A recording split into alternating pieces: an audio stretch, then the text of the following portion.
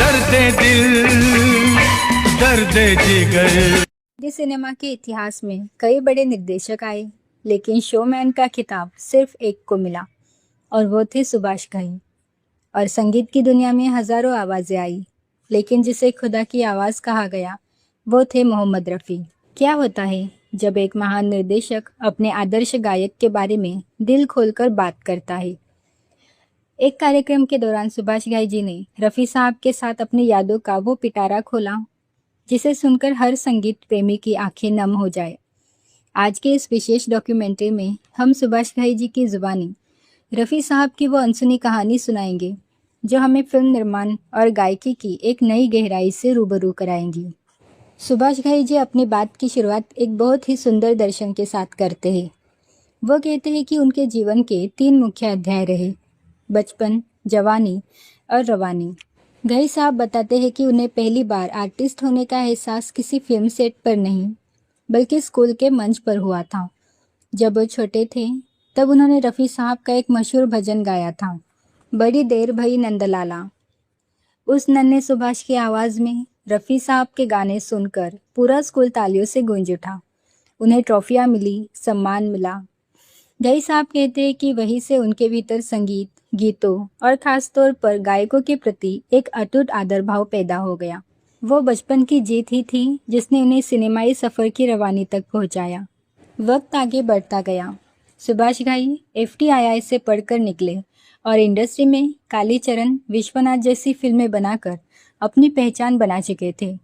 लेकिन उनकी सबसे बड़ी तमन्ना अभी अधूरी थी, रफ़ी साहब के साथ काम करना।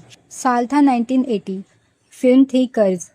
संगीतकार लक्ष्मीकांत प्यारेलाल जी ने एक धुन तैयार की थी, दर्दे दिल दर्दे जिगर। घई साहब बताते हैं कि उनकी एक पुरानी आदत है, वो हमेशा रिकॉर्डिंग स्टूडियो में गायक के आने से बहुत पहले पहुंच जाते थे। वो समय वे म्यूज़िक कंपोज़र के साथ चर्चा करने में बिताते हैं कि गाना कैसा होगा, उसका मिजाज क्या होगा। घई साहब ने यहाँ एक बहुत महत्वपूर्ण बात बताई। दर्दे दिल असल में एक गज़ल थी, लेकिन फिल्म की कहानी एक पॉप सिंगर की थी, इसीलिए उन्होंने उस गज़ल को एक पॉप रिदम में पिरोया। आज के दौर में ये आम लग सकता है, लेकिन उस दौर में गज़ल के साथ पॉप का ऐसा तालमेल करना एक बहुत बड़ा रिस्क और नया प्रयोग था। और फिर वो लम्हा आया जिसका सुभाष घई को बरसों से इंतज़ार था। स्टूडियो का दरवाज़ा खुला और साक्षात मोहम्मद रफ़ी साहब अंदर आए। घई साहब कहते हैं, मैंने उनके पैर छुए। आमतौर पर फिल्म इंडस्ट्री में हर किसी का अपना एक स्टेटस होता है, अपना ईगो होता है, लेकिन रफ़ी साहब इतने खुदा के बंदे कि लगा आसमान से कोई फरिश्ता उतर आया हो। जैसे ही घई साहब ने उनके सम्मान में झुककर पैर छुए, रफ़ी साहब ने उन्हें गले लगा लिया और कहा, सुभाष जी, मैंने आपकी फिल्म विश्वनाथ देखी है। आप बहुत अच्छी फिल्में बनाते हैं। सोचिए, जो इंसान हजारों गाने गा चुका है, दुनिया जिसकी मुरीद हो, वो एक युवा निर्देशक के काम की तारीफ कर रहा था। यह उनकी महानता की सबसे बारीक मिसाल थी। घई साहब बताते हैं कि रफ़ी साहब ने जैसे ही माइक पर पहली लाइन छेड़ी, दर्द दिल। घई साहब कहते हैं, बस पहली लाइन सुनकर ही मेरा दिल खुश हो गया और मैंने कह दिया कि मेरा गाना सुपरहिट हो गया। हजारों गाने गा चुके रफ़ी साहब ने उस एक लाइन में इतनी रूह फूंक दी थी कि सुभाष घई को आगे कुछ सुनने की ज़रूरत ही महसूस नहीं हुई।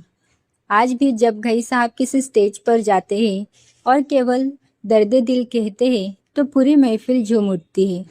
घई साहब के मुताबिक एक सिंगर अपनी मर्जी से गाता है, कहीं भी ठहर सकता है, कहीं भी बह सकता है, लेकिन एक प्लेबैक सिंगर, उसे सिनेमा के लिए गाना पड़ता है, उसे एक तय मीटर में रहना पड़ता है।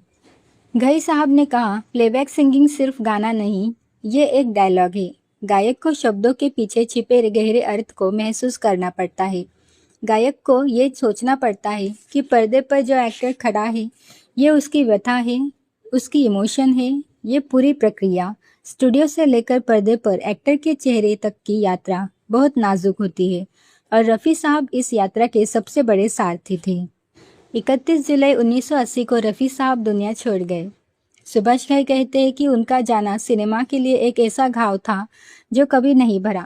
फिल्म विधाता में एक गाना था, हाथों की चंद लकीरों। ये गाना शम्मी कपूर पर फिल्माया जाना था। गई साहब बताते हैं कि पूरी रिकॉर्डिंग के दौरान उन्हें सिर्फ रफ़ी साहब याद आते रहे। शम्मी कपूर की वो अदाएं, उनके वो एक्सप्रेशंस, उन्हें सिर्फ रफ़ी साहब ही अपनी आवाज़ से पूरा कर सकते थे। गई साहब की डिमांड बहुत ज़्यादा थी, लेकिन वो रूह उन्हें कहीं मिल नहीं रही थी। फिल्म कर्मा के अमर गीत हर करम अपना करेंगे के बारे में गई साहब ने एक बड़ी बात कही। उन्होंने कहा ये गाना सिर्फ रफ़ी साहब ही गा सकते थे, कोई और नहीं।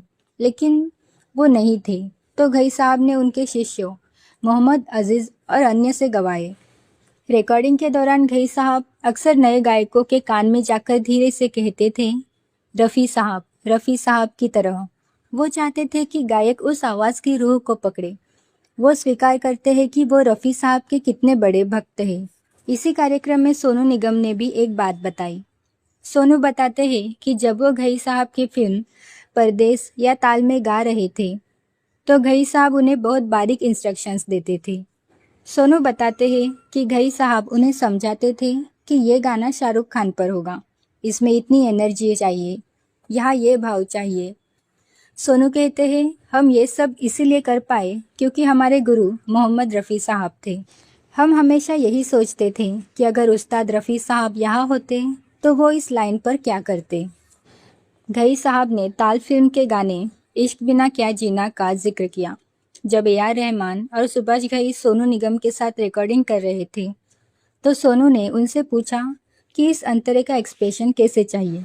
गई साहब ने मुस्कुराकर सिर्फ एक बात कही, सोनू ये अंतरा बस रफ़ी साहब की तरह गा दो। और सोनू समझ गए कि उन्हें क्या करना है। आज रफ़ी साहब हमारे बीच नहीं, लेकिन सुभाष घई जैसे फिल्म मेकर्स की यादों में वो आज भी माइक के सामने खड़े दर्दे दिल गा रहे हैं। घई साहब की ये बातें हमें सिखाती हैं कि तकनीक कितने भी बदल जाए, मशीनें कितने भी आ जाए, लेकिन जो रूह और विनम्रता रफ़ी साहब की आवाज़ में थी, वो सदियों में एक ही बार आती है। सुभाष घई जी ने जो बताया वो सिर्फ एक गायक की कहानी नहीं थी, वो एक फरिश्ते की कहानी थी जिसने भारतीय सिनेमा को सुरों से अमर कर दिया। अगर आप रफ़ी साहब और सुभाष घई जी के काम के सच्चे कदरदान हैं, तो मुझे पता है कि आपको इस वीडियो को लाइक करने के लिए कहने की कोई ज़रूरत नहीं। सच्चे प्रशंसक अपना समर्थन खुद ब खुद जता देते हैं।